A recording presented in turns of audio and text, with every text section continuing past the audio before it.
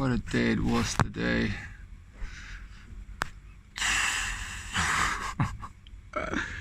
Oh god, I'm so fucking exhausted. Oh, it was such a journey. I'm so sweating still. I just took a shower and I am still so hot and so tired.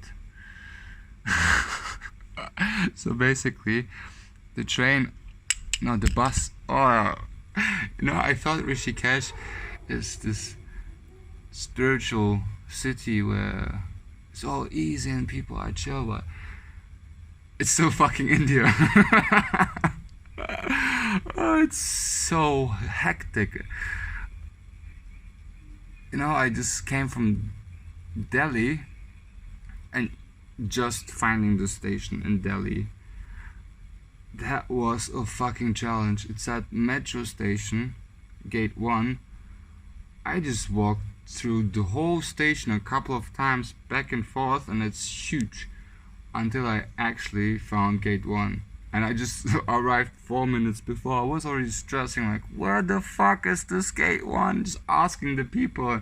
They kind of got me in the same direction, but then one says there, and then the other says no, back, and then I run back, and finally it's there. I'm like, oh, nice, and I could chill, and I sit down in my bus, and then it turns out there's this guy from Chile. We've been talking. It was really cool. I had this really nice chat on the way, and and realized that we're both going to Rishikesh. So we arrive in Rishikesh, and he's like, okay, Rishikesh, and he just drops us off somewhere on some highway or some the streets where the cars, I don't know if this is a highway or fast way or whatever way it is. He just drops us off there and he's like, oh, goodbye. We're like, where the fuck are we? We're like an hour and 20 minutes or 40 or something, or 40 minutes, hour and a half we were away from Rishikesh. Like, fuck, now we're gonna get there now. And then I tried to get an Uber, no Uber comes, so we get this tuk-tuk driver and negotiate for 300 to go into city center. He just drives us where there's a lot of traffic. It's like, okay, here's city center. We're like, no, this is not city center. He's like, oh no, up there to what's the bridge here? I don't know what the bridge name is, I forgot it now. But until there's 700, we're like, no, you said 300 until then. No, now it's 700. We're like, okay, 500, you get us there. Okay. He keeps driving, and then the traffic is just so fucking bad, you just can't drive, no fucking way. We're like, okay, let's walk, and we still had 40 minutes to walk or something. So we got out, and the taxi driver was cool. We got out, and he's like, okay, here, you have 100 back. So it was like, this cool thing. You played the game, you negotiated, but he still, keeps us honest. Like, okay, I didn't get us all the way. I tried, and he was like going through lanes and really, like, I was like, okay, he really wants to get us there, but it's really narrow sometimes. So eventually we got out, and then we started walking, and the traffic is just crazy. And the air is really hot, and I'm walking, and suddenly there's this girl like puking out of a tuk-tuk, and I wasn't sure what it is. I was more like, what is dripping there? And I walk closer to this, and suddenly her head appears next to me. I'm like, oh fuck, and just jumped forward because I was afraid she would puke on my backpack.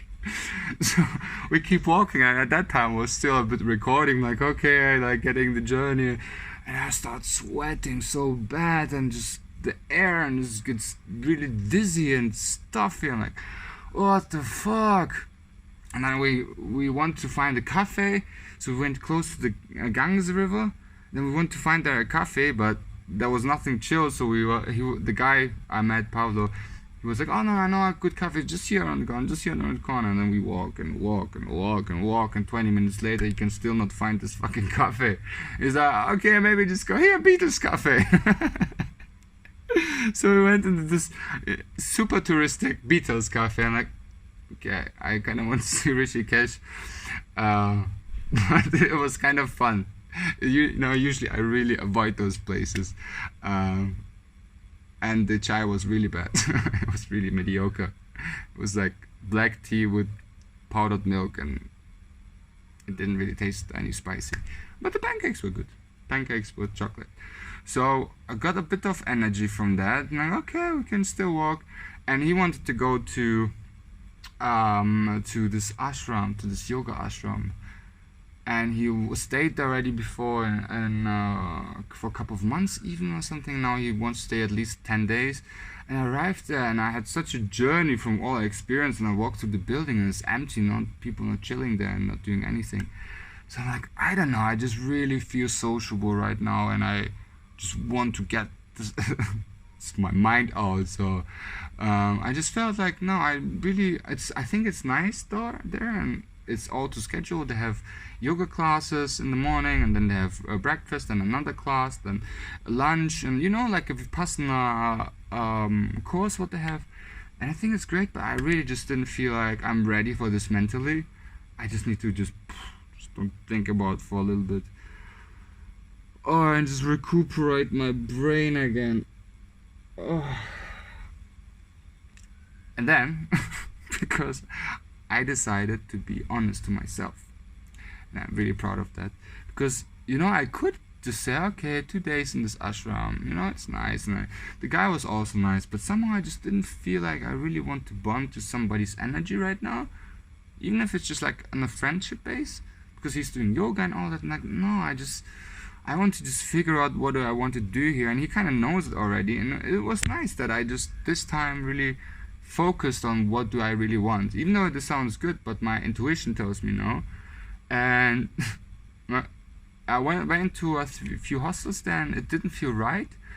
Okay, I'm gonna go all the way back to the bridge. And that was, in total, probably to the bridge another 15-20 minutes, and then from the bridge another 15-20 minutes or so. I don't know how long it was. It was pretty fucking long one way with all my stuff and my backpack. And the funny thing is, when we arrived at this Beatles cafe, I was really soaking wet, and it dried again. And by the time I arrived in this hostel, in this where I'm staying right now, it was super wet again. It was crazy. Just the bridging this Junda Bridge or something. Junda Ja. It's this big bridge, because one bridge was broken, so it wasn't open anymore. It was just across the bridge where I'm staying now, but they had ferries during the day to bridge the people, but it wasn't working anymore. It was 8 o'clock or something. Yeah, 8 o'clock or 8:30. So I had to walk all the fucking way around to the next bridge. But then I found a tuk-tuk driver, and like, how much to the bridge? So I have at least a little less. He's like, 100, I'm like 50. He's like, okay, come. Okay. I felt like negotiating, playing the game with them. So he drove me there, and it was super cool. He's like, yeah, go down there to the bridge. Pretty cool. Okay. Yeah, and then across the bridge, I really used my skills I learned in Delhi with having an attitude while walking, because it was so fucking slow. And then the motorbikes, they also tried to fucking squeeze through there. It was madness. Like, they tried to squeeze where there's nothing to squeeze anymore, and they're still horning. But they actually stopped at some point horning, because they were like, okay, there's no fucking point, I get it. And I outrun them. I was faster than them on the bridge. I'm like, nah, you're not gonna win this game here. Like, I'm on foot. You have a much bigger machine. So yeah, I finished earlier. I was like this rivalry thing, like, try tomorrow again. Maybe you're faster then. Yeah, and then I walked all the way back in the same 15-20 minutes. And then towards the very end, where I was so exhausted already, I had to go like fucking steep hill, up and up and up. I'm like, oh no, please kill me. Kill me. But I survived. Yeah, I'm a survivor.